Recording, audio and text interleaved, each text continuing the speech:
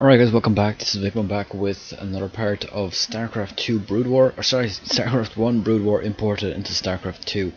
Now, this is going to be the third mission, I believe. It's actually one of the most difficult missions of this campaign that I've seen so far. The fourth and fifth are not that difficult compared to this, but we'll see how things go now. There's basically three bases we have against us, and four bases against us, and the attacks obviously get stronger and stronger, so we're gonna have to be building quite quickly. Now, let's go into the briefing.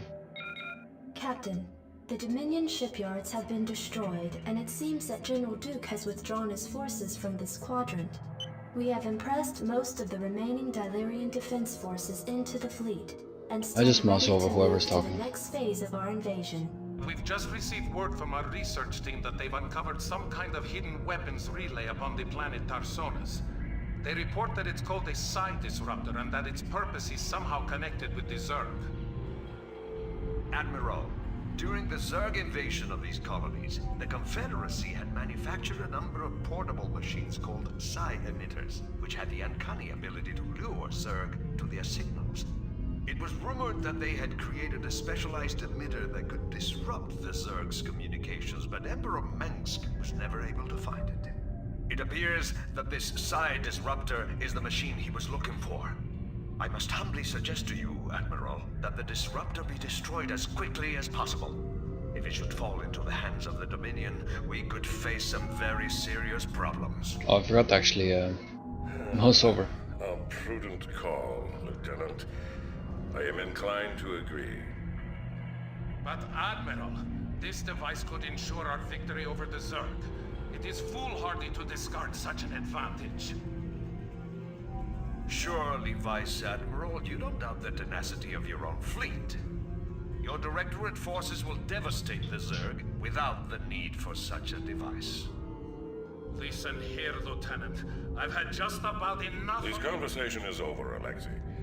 Given the true nature of our mission to enslave the Overmind, we could hardly stand to have Mengsk control a device of this magnitude. The psi disruptor must be destroyed in order to safeguard our mission. Ensign, set your course for Tarsonis. Okay, so bring Duran to the psi disruptor. Duran must survive. So there's two objectives. Well, we're gonna learn of a third one right now. Skip this, we don't want to see this. If you want to read it, obviously go back and read it yourself. Now there's a bit of a cutscene in the start, and this was actually causing quite a bit of FPS issues for me on Fraps, because for some reason, it was actually not Fraps, it was just to do with the game. The game was showing like the whole kind of the map, like basically like a landscape version of it, because because of the tilt. And this caused a huge amount of lag. Since you have shown such concern for this Now you can see there's a little base there on the right, which is actually behind our base, and we're gonna have to take that over as soon as possible. We'll commence with its destruction once we've cleared the area. As soon as you take over that base, things get a whole lot easier because you end up having quite a lot more units, and this helps massively because you have enough resources to actually have two bases, and that believe it or not is a huge difference. Now we're going to be building more SCVs the whole time, but what we're going to do first is we're going to actually take over this base. Captain, our sensors are tracking Zerg signals in every direction. It appears that our intelligence was correct. Admiral, if we focus on destroying all of the hives in this area, we may be able to neutralize these Zerg without too much trouble. Right, so there you go, that is our third objective, and it's actually the first one we have to do before all the other ones. Actually no, sorry, Duran must survive is the most important one, and then the second most important is destroying those and then bringing Duran to the beacon. Now I'm going to have a command center being built there, and it's actually perfect timing because they give you enough minerals to actually just build it straight away in the start, so you don't actually have to stop any SCV production if you want to build it early. And I am going to build it pretty early. I mean, build up this base pretty early. They're not going to attack it, so you don't have to worry about that. all you have to do is just build it up and mine it. As far as I remember, even the browns don't actually attack it. The browns are the ones on the right and are the first base that I'm actually going to destroy, because they attack quite a lot with ground forces. Not enough minerals. Not enough minerals.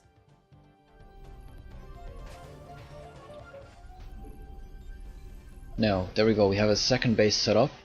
So my economy is going to be flying right now. I'm going to have loads and loads of minerals, and the good thing here as well is they increase the amount of minerals you get per patch, because these missions can tend to be pretty long compared to the Brood War ones, seeing as the AI is a lot smarter and you have to actually spend quite a lot of minerals on defenses, because they actually attack. And we're actually going to have a very early attack here from the purple team up here, and they're going to send, I believe, 3 mutalisks, so I'm going to have to be ready for that. It's going to easily be countered with this many units, so there isn't that much to worry about. But the second base here will get pretty dangerous because there's quite a lot of Zerglings that come towards this bunker, so I am going to have to place there we go, that's the actual mutalisks. They're almost dead already. But what's going to happen here is there's going to be quite a bit of attack coming in from the ground forces, and you don't want that destroying your bunker. Now, okay, never mind, the first one is actually pretty small, as you can see there, but the second one brings Hydralisks, and it brings about 10 to 12 Zerglings. So I'm going to get weapon upgrades for units.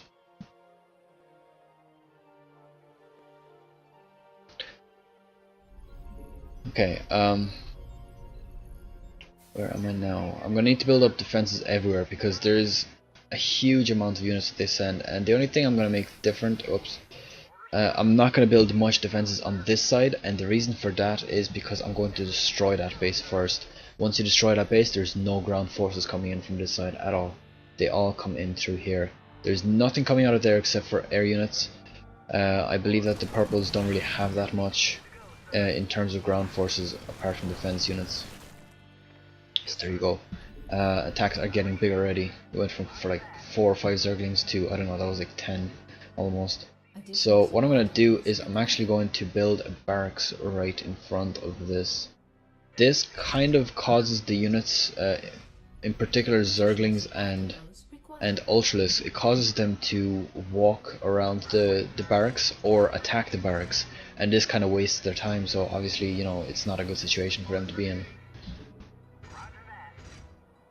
Now the one extra thing I'm going to have to do though is I'm going to have to build a factory and anti-air units, which are going to be my rates. The rates are going to be very important because, as you can see, they send a lot of air. The orange guys are air superiority guys, and they do attack with quite a lot of air units.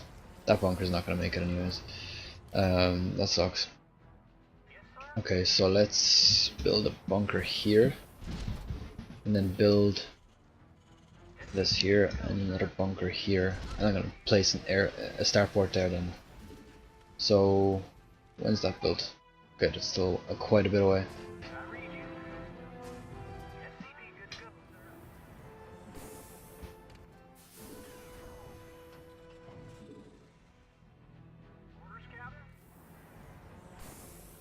Right, you go here and patrol like that. Let's build a load of marines now, because I'm going to need a ton of them for defending / attacking. Now marines are a very versatile unit, as you know from Starcraft 1 or Starcraft 2. I mean, they can be used for pretty much anything. They're like a multi-purpose, you know, fucking OP unit. And when they're inside bunkers, they're even better.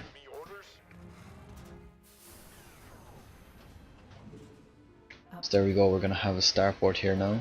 That's actually pretty bad placement for the turret. I should probably move it. But if I do this, then anybody that goes attacking that turret is actually going to be in a choke there. So it might be worth actually doing it like that.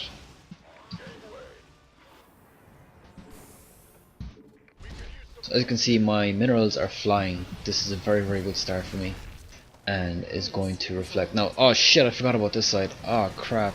There we go, that's what I meant. They have so many units here, and this will probably set them back a little bit.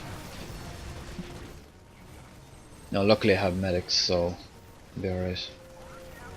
Let's go repair this before it dies. Ah, he's serious. It didn't quite make it.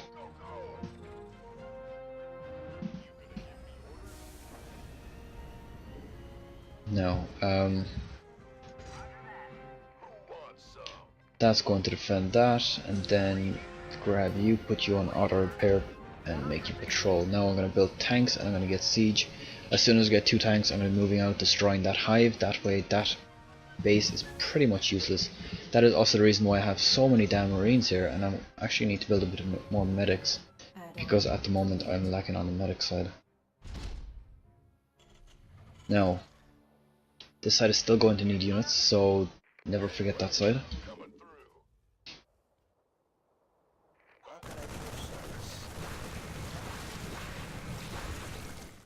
Meh, that went quite well.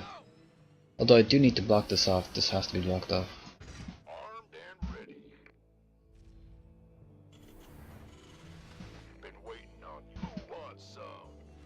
Do need more marines, and I need to get stim and marine range, that way I will have quite a lot more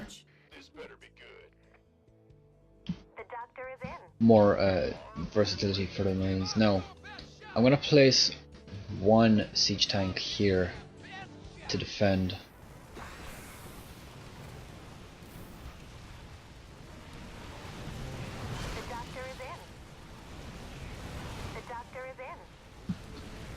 Probably even 2. 2 are going to be enough.